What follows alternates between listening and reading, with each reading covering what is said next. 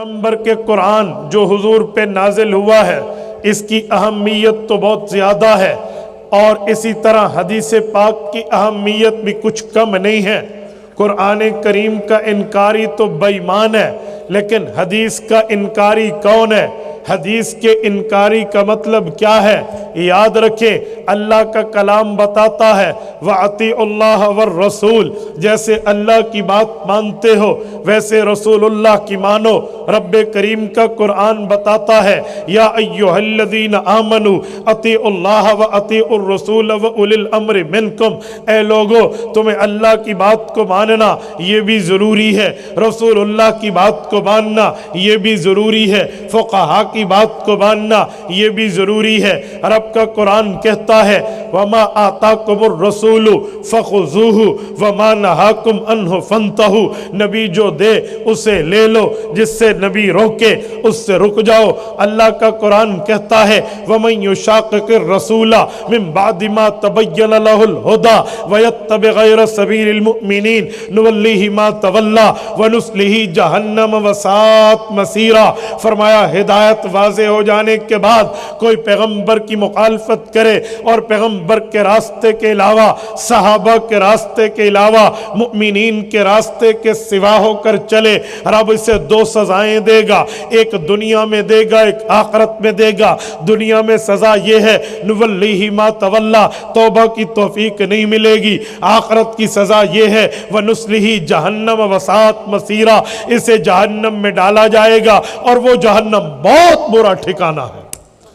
میرے دوستوں، میں اس حدیث پاک کی حجیت کو اس لیے آپ کی خدمت میں کہہ رہا ہوں تاکہ آپ کو اگلا جملہ سمجھا پاؤں۔ میرے دوستوں یاد رکھنا، کوئی بندہ قرآن نہ مانے بے ایمان تو ہے، اللہ کا کلام نہ مانے غدار تو ہے، لیکن جو پیغمبر کی حدیث کا انکار کرے وہ بھی کسی بے ایمان سے کم نہیں ہے۔ آپ کہیں گے دلیل بڑی آسان دلیل ہے، بڑا ایزی پروف ہے۔ میں آپ کی خدمت میں وہ دلیل لا رہا ہوں جو علماء تو کیا عوام بھی سمجھے گی۔ جو پیغمبر کی حدیث کا منکر ہو اسے بتائیں اوے فرعون کے ساتھ یاری تو نہیں ہے، وہ پوچھے کیوں، انہیں کہنا فرعون بھی حدیث موسیٰ کے انکار کی وجہ سے غرق ہوا تھا۔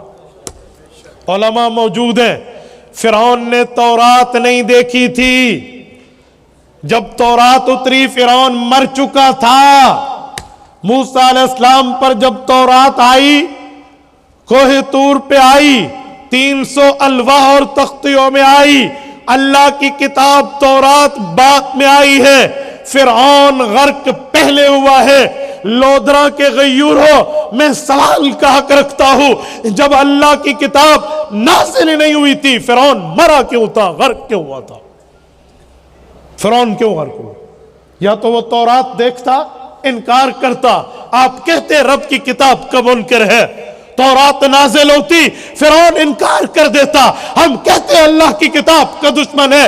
فَغَشْيَهُمْ مِنَ الْيَمِّ مَا غَشَّهُمْ، رب نے سمندر کو ملا کے اسے ڈبو دیا۔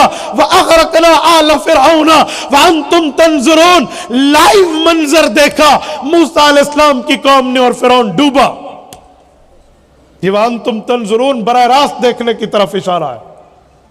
تو فرعون تب ڈوبتا جب کوئی تورات کا انکار کرتا، اللہ کی کتاب کا منکر ہوتا۔ فرعون غرق کیوں ہوا ہے؟ فرعون غرق ہوا ہے حدیث موسیٰ کے انکار کی وجہ سے۔ یہ جملہ میرا نہیں ہے، یہ شمس المفسرین علامہ شمس الحق افغانی رحمہ اللہ کی نکات افغانی جلد اول دیکھ لینا۔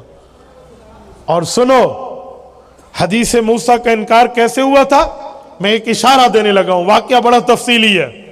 حضرت موسیٰ علیہ السلام دست بدعا ہے، رب اشرح لی صدری، مولا مجھے اپنے کام پر میرا دل شرح صدر فرما دے، ویسر لی امری، میرے کام کے اسباب مجھے عطا فرما دے، واحلل عقدۃ من لسانی، مجھے وہ عوامی زبان دے دے، یفقہوا قولی، جس سے میری بات کو دنیا سمجھ سکے۔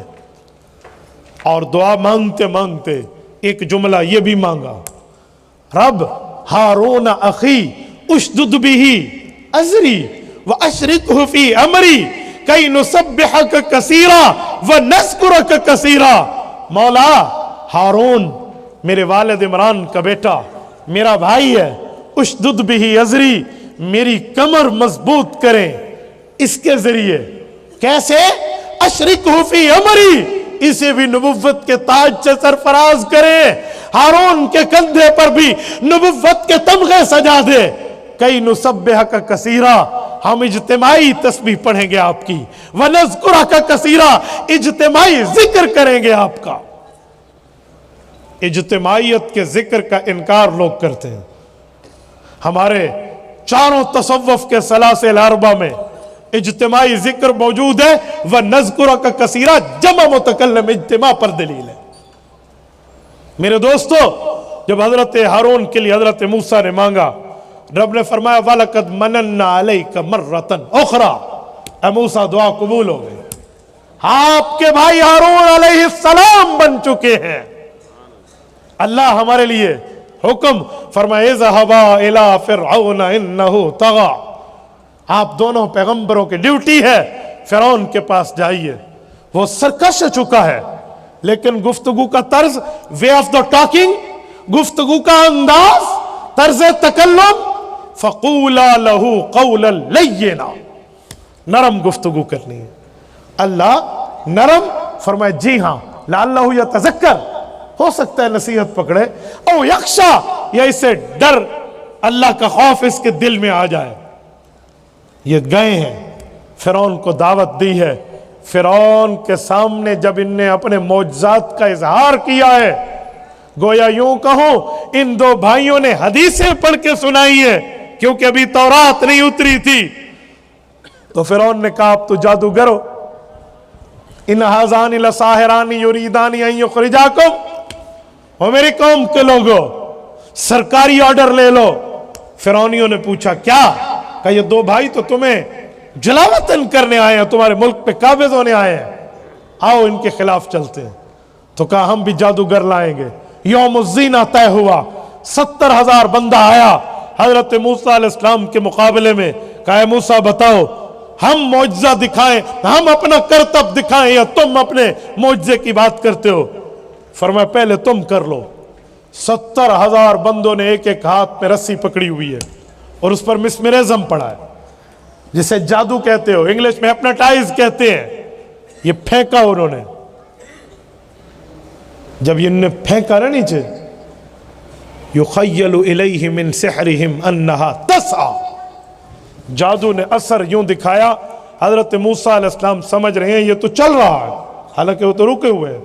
तो रब ने फरमाया या मूसा ला तखफ इन्नका अंतल आला, ए मूसा आप कामयाब हो, मत खौफ खाइए, वल्कि मा फी यमीनिक, आप इस स्टिक को, इस डंडे को, इस आसा को जो आपके हाथ में है जमीन पर फेंकिए। रब मैं फेंक रहा हूं, क्या होगा? फरमाया तलकफ मा सनऊ, तेरा फेंकना होगा और इनका नाकाम होना होगा। इन्नमा सनऊ कैदु साहिर वला युफ्लिहु साहिरु हैसु अता, ये जादूगर ये जहां से भी आ जाए कामयाब नहीं हो सकते, आप फेंकिए। हजरत मूसा ने फेंका, वो सबको खा गया। जादूगर जो थे ना, फउल्की अस्सहरतु साजिदीन, उन्होंने आंखों आंखों में देख के आनन फानन फैसला किया, ओए साथियों, अपने कोलीग से, ओए साथियों, ये जादू नहीं है, ये खुदाई ताकत है, और ये जादू नहीं है, मानो इसको। फिरौन ने तो ऐसे हमारी जिंदगी पर गुमराही का गलबा किया हुआ था, तस्लीम करो इन्हें। जब वो गिरे तो उन्होंने कहा हम ईमान लाए हैं। फिरौन को गुस्सा आया, सुनिए सुनिए, फिरौन को गुस्सा आया, कहा कबला अन आज़ान लकुम, अभी सरकारी ऑर्डर जारी नहीं हुआ, अभी मैंने हुक्म ही नहीं किया, पहले ईमान लायो।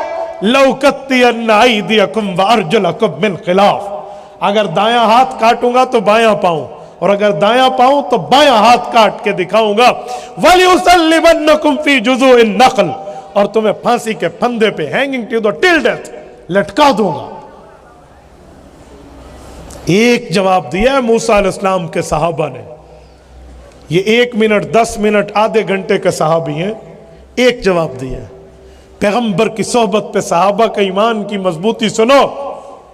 हजरत मूसा अलैहिस्सलाम के सहाबा ने फिरौन की आंखों में आंखें डाल के कहा फक्ज़ि मा अंत क़ाज़, और अपनी ताकत लगा, कुव्वत लगा, हिम्मत लगा, सकत लगा, जुर्रत लगा, अपनी पावर इस्तेमाल कर, जो तुझसे होता है हो जाए। हम हजरत मूसा के बन चुके हैं, जो करना है जा कर ले।